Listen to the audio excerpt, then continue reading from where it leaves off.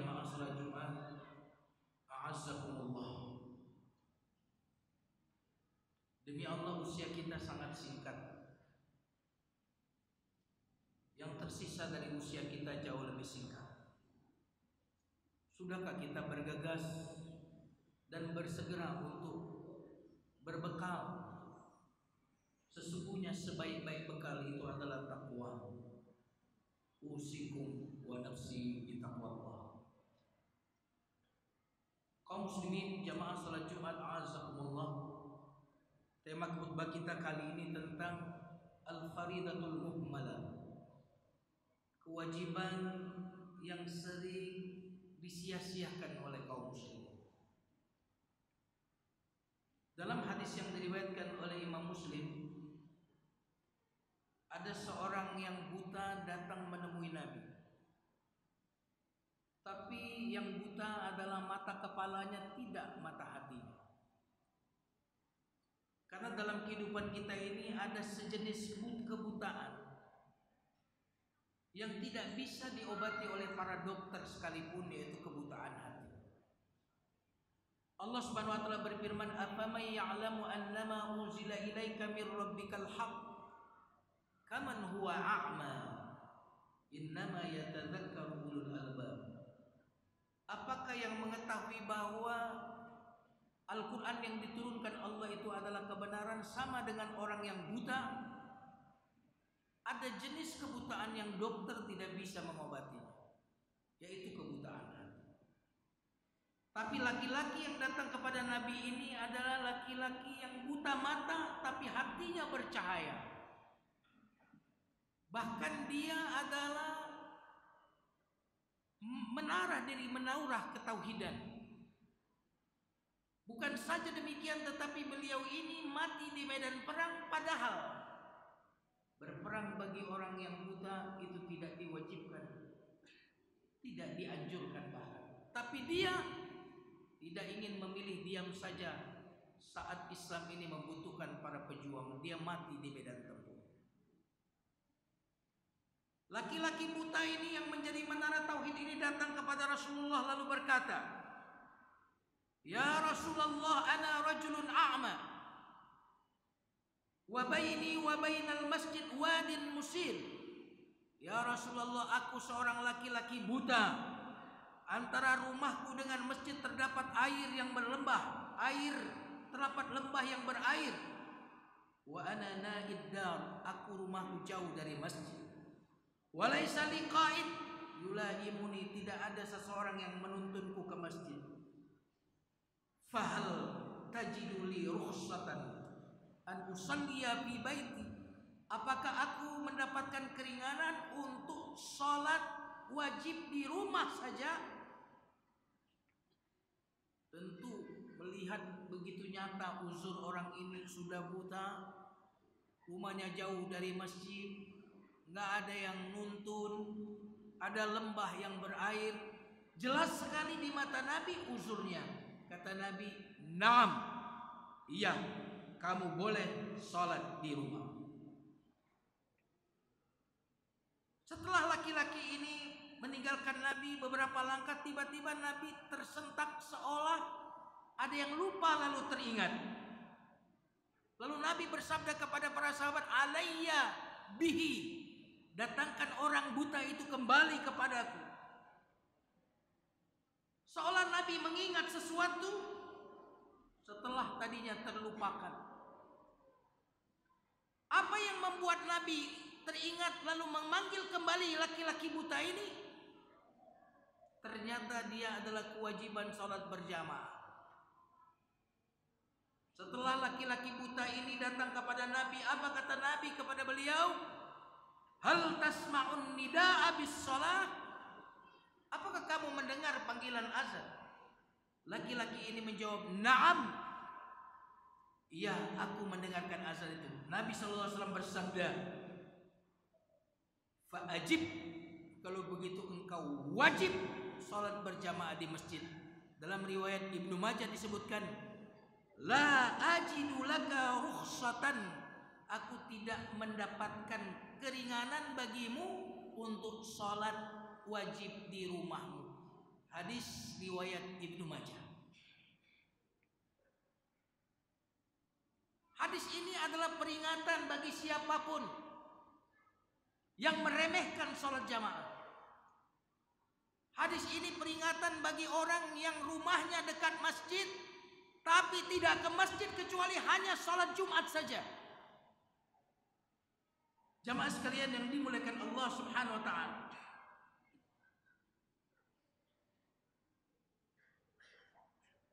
Ada banyak orang yang mengaku muslim, bahkan bangga seolah-olah dia paling muslim, paling taat, tetapi ternyata ketika dipanggil azan dia tidak datang. Sering sekali semangat dalam berdebat agama, seolah-olah sangat alim, tapi ketika dipanggil azan, dikumandangkan dia datang ke masjid. Apa makna keislaman dan keimanan orang yang seperti itu? Jamaah sekalian yang dimuliakan Allah Subhanahu wa taala. Dalam riwayat Imam Ahmad, Ibnu Majah dan Hakim, Rasulullah bersabda, "Man sami'an nidaa falam ya'tihi fala salata lahu illa min udhrin." Siapa yang mendengarkan kumandang azan lalu dia tidak mendatangi masjid di mana dikumandangkan azan itu, fala salata, maka tiada salat baginya kecuali karena uzur. Memang sebagian ulama mengatakan hadis ini fala salata, tidak sempurna salatnya. Tapi itu masuk ke penafsiran. Tetapi redaksi aslinya fala, tidak ada salata, salat baginya. Sebagian ulama mengatakan tidak sempurna salatnya. Jamaah sekalian yang dimuliakan Allah Subhanahu wa taala. Karena itulah sebagian ulama hadis mengatakan salat berjamaah itu hukumnya wajib. Bahkan sebagian ulama yang mengatakan tidak wajib, tetap mereka mengecam siapapun yang tidak ada uzur untuk sholat berjamaah lalu dia tinggalkan sholat berjamaah. Semua imam mazhab sepakat mengecam orang-orang yang tidak sholat berjamaah tanpa uzur. Jamaah sekalian yang dimuliakan Allah Subhanahu wa taala. Agar lebih kuat hadis yang kita sampaikan tadi, mari kita lihat hadis yang lainnya. Suatu hari Rasulullah SAW menyusun atau menata barisan shaf salat isya. Tiba-tiba Nabi menemukan shafnya sangat sedikit. Lalu Nabi SAW marah. Lalu beliau bersabda, "Walladzi nafsi biyadihi." Lihat dengan sumpah Nabi, demi jiwaku yang ada di tangan Allah, laqad hamamtu bis salati fatuqam. Sungguh aku ingin segera melaksanakan salat, lalu salat pun ditunaikan. Summa, kemudian kata Nabi, setelah itu aku ingin memerintahkan kepada kalian untuk mengumpulkan kayu bakar. Lalu setelah itu aku perintahkan kepada kalian untuk membakar rumah laki-laki yang tidak sholat berjamaah di masjid. Dalam riwayat yang lain disebutkan, kalau bukan di rumah itu ada wanita-wanita dan anak-anak, niscaya aku perintahkan kalian untuk membakar rumah orang-orang tidak sholat berjamaah. Ini bukan kata ustadz, tetapi ini adalah hadis Nabi SAW yang diriwayatkan oleh Imam Bukhari. Imam Az-Zahabi ketika menulis buku Al-Kabair, dosa-dosa besar, beliau menyimpulkan kriteria dosa dianggap besar adalah ketika ancamannya keras. Ketika ancamannya tegas, sangat keras, berarti itu adalah dosa besar. Coba bayangkan orang-orang yang tidak sholat berjamaah, Nabi sampai ingin membakar rumah mereka. Kalau bukan di rumah itu ada wanita-wanita dan anak-anak kecil. Ini menunjukkan bahwa meninggalkan sholat berjamaah adalah dosa besar. Jamaah sekalian yang dimuliakan Allah Subhanahu wa taala, mari kita bercermin dengan salafus saleh, generasi saleh dahulu. Disebutkan ada orang yang ketinggalan sholat berjamaah satu kali saja selama 40 tahun. selama 40 tahun tidak pernah ketinggalan jamaah. Bagaimana dia membayar penyesalannya? Dia kemudian mengulang sholat yang tertinggal itu sebanyak 27 kali. Kalau dia ketinggalan sholat zuhur berjamaah, dia ulang 27 kali sholat zuhur itu. Kenapa? Karena dia memahami hadis Nabi, keutamaan sholat berjamaah dibandingkan dengan sholat sendiri itu sebanyak 27 kali lipat. Karena itu dia mengulang sholat itu sampai 27 kali. Setelah dia mengulang sholat itu 27 kali, apa yang terjadi? Dia mengantuk, capek, lelah, lalu tertidur. Di dalam tidurnya dia melihat ada rombongan berkuda, kuda putih dan yang menungganginya berpakaian putih. Dia pun berada di belakang mereka, ingin mengejar pasukan berkuda itu. Semakin dia pacu kudanya, semakin dia tidak mampu untuk bisa menyusul mereka. Maka orang-orang yang ada di depan itu, yang menjadi rombongan itu berkata, tak usah kau menyusul kami. Engkau tidak akan pernah mampu menyusul kami, karena kami sholat jamaah, sedangkan engkau sholat sendirian. Jamaah sekalian yang dimuliakan Allah Subhanahu wa ta'ala, di kalangan para sahabat Nabi telah masyhur bahwa orang-orang yang tidak sholat jamaah di zaman Nabi, saya tidak ingin mengatakan di zaman sekarang, di zaman Nabi dulu, ukuran orang munafik itu bukanlah sekedar berkata dusta, berjanji tidak ditunaikan, diberi amanat tidak menepati. Tetapi bagi mereka adalah orang yang tidak sholat berjamaah adalah orang yang munafik, kecuali orang-orang yang diberikan uzur oleh Allah sholat di rumahnya. Jamaah sekalian yang dimuliakan Allah Subhanahu wa ta'ala, sehingga tidak satu pun salafus soleh dulu yang mereka menyia-nyiakan sholat jamaah. Sampai-sampai ada orang yang dibopong ke masjid, dibariskan di shaf, disebabkan karena keinginan mereka untuk sholat berjamaah. Jamaah sekalian yang dimuliakan Allah Subhanahu wa ta'ala, seandainya salafus soleh itu kemudian hidup di tengah-tengah kita, lalu melihat masjid kita yang besar ini, masjid kita yang megah ini, ternyata shopnya hanya sebaris dan 2 baris saja. Apa kata sahabat-sahabat dulu kalau mereka melihat kenyataan seperti sekarang ini? Di mana anak-anak laki-laki kita yang jumlahnya 4, jumlahnya 3, bahkan ada yang 5? Di mana anak-anak yang selama ini memenuhi mal? Di mana anak-anak selama ini yang sibuk dengan mainan-mainan mereka? Di mana mereka? Jemaah sekalian yang dimuliakan Allah Subhanahu wa ta'ala, bagaimana kita mau berharap anak-anak kita menjadi anak-anak soleh kalau mereka tidak kita kenalkan ke masjid? Bagaimana kita mau memiliki pemimpin yang soleh, yang bisa mengangkat kehormatan umat ini, jika kita sendiri umat Islam ini jauh dari masjid Allah? Bagaimana mungkin negeri ini akan berkah jika umat Islam di Indonesia ini salat ke masjid hanya salat Jumat saja? Jamaah sekalian yang dimuliakan Allah Subhanahu wa ta'ala, di dalam surat At-Taubah ada ayat yang penting kita camkan ke dalam hati kita. Allah berfirman, innama ya'muru masajidallah man amana billahi wal yaumil akhir.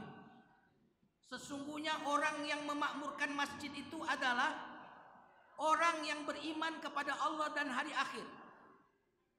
Apa maksud ayat ini? Maksud ayat ini, kalau engkau melihat ada orang yang sholat jamaah, lalu nanti dia meninggal, berikanlah kesaksian kepada dia bahwa orang ini adalah orang yang beriman. Karena Allah menyebut orang yang memakmurkan masjid itu adalah orang yang beriman. Jadi apabila ada orang yang meninggal dunia dan kita lihat sehari-harinya dia sholat berjamaah di masjid ini, jangan sungkan-sungkan kita mengatakan, na'am, dia adalah orang baik, dia adalah orang yang beriman. Tapi jika orang itu tidak pernah nongol ke masjid, kita tidak akan bersaksi bahwa dia orang beriman. Karena Allah sendiri mengatakan orang yang beriman itu adalah orang-orang yang memakmurkan masjid. Jamaah sekalian yang dimuliakan Allah Subhanahu wa taala. Allah Subhanahu wa taala berfirman di dalam Al-Qur'an, "Innahum idza qila lahum la ilaha illallah yastakbirun." Mereka itu apabila dikatakan la ilaha illallah yastakbirun, mereka menyombongkan diri. Sebab orang yang sombong itu, orang yang sombong itu adalah orang yang dipanggil Allah lewat azan, la ilaha illallah, lalu dia tidak datang ke rumah Allah. Bagaimana mungkin orang itu tidak disebut sombong? Kantornya menggaji 5 juta, 8 juta, setiap hari dia datang ke kantor. Disiplin dia datang ke kantor. Kemacetan dia tempuh. Tetapi Allah bukan cuma memberikan kita uang, Allah memberikan mata, Allah memberikan kaki kepada kita. Yang kalau kaki kita ini masalah, kantor kita akan memecat kita. Kalau mata kita ini menjadi buta, kantor kita tidak akan kita begitu disiplinnya, begitu semangatnya, begitu berkorbannya untuk uang 7 juta, 10 juta yang mungkin kehidupan kita tidak akan lama lagi di dunia.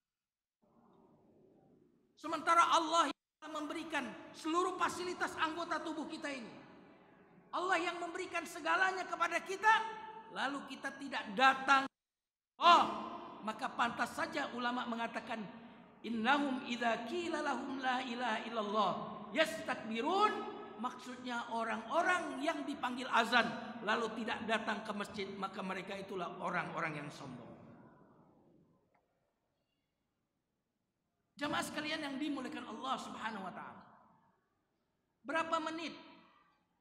Berapa jam untuk kita sholat jamaah setiap hari? Berapa waktu yang kita butuhkan untuk sholat berjamaah?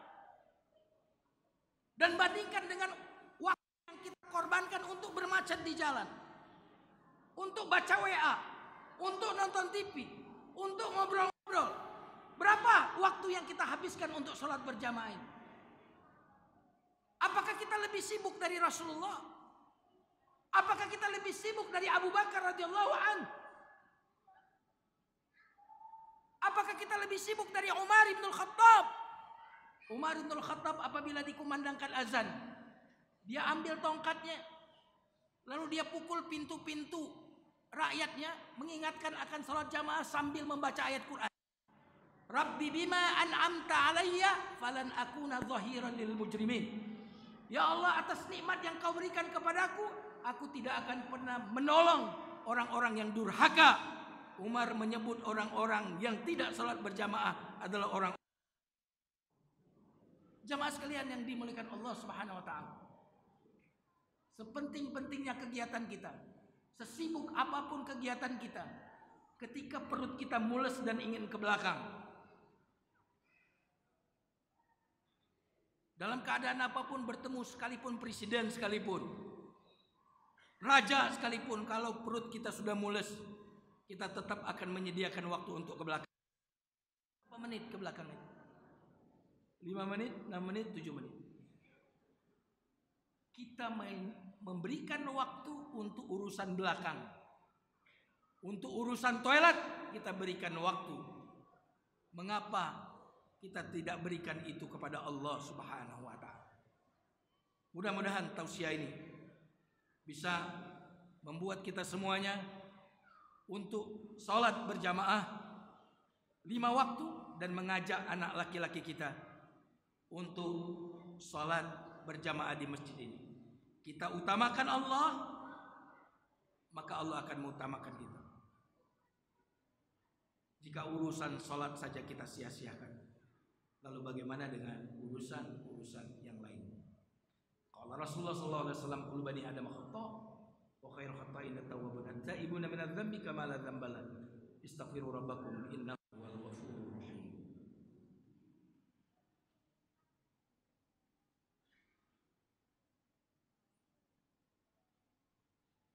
Alhamdulillahilladzi hadana li hadza wa ma kunna linahtadiya laula an hadana Allah. Asyhadu an la ilaha illallah wa asyhadu anna Muhammadan abduhu wa rasuluh.